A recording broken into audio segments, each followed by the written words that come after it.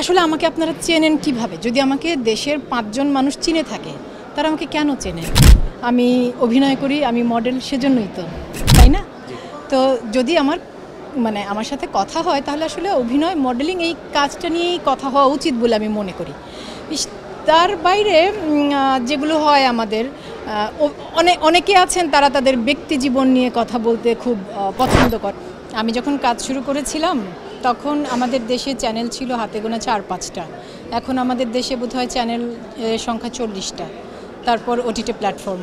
তো এবং প্রতিটি ওটিটি প্ল্যাটফর্মের জন্য আলাদা করে অ্যাওয়ার্ড এবং টেলিভিশনের কাজের জন্য, চলচ্চিত্রের জন্য অনেক রকমের আয়োজন বেড়েছে।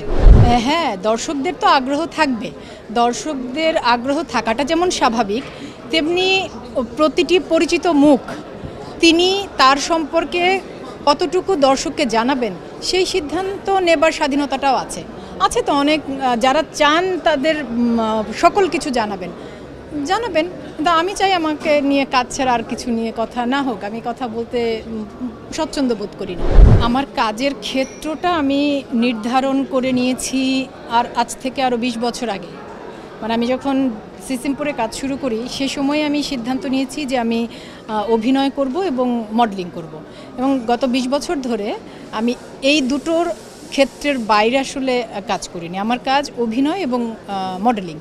তো যেটা হয় যে সময়ের সাথে সাথে অনেকে নিজেকে আরও অনেক রকম কাজের সাথে যুক্ত করেন, সেটা তাদের সিদ্ধান্ত।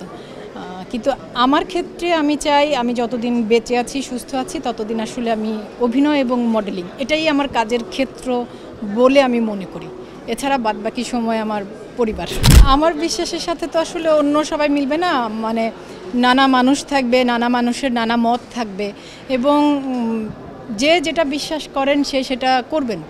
যেমন আমি বলেছি আমি অভিনয় এবং মডেলিং ছাড়া আর কিছু করব না। তো অনেক অভিনেতারা পাশাপাশি ব্যবসা করেন, পাশাপাশি অন্য নানা কিছুতে, সেগুলো হ্যাঁ, মানে সেটা তাদের সিদ্ধান্ত, এবং তারা অবশ্যই সেই কাজটা করতে পারেন।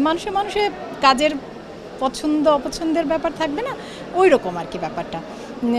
প্রতিটি মানুষেরই ব্যক্তিগত পছন্দ অপছন্দ আছে।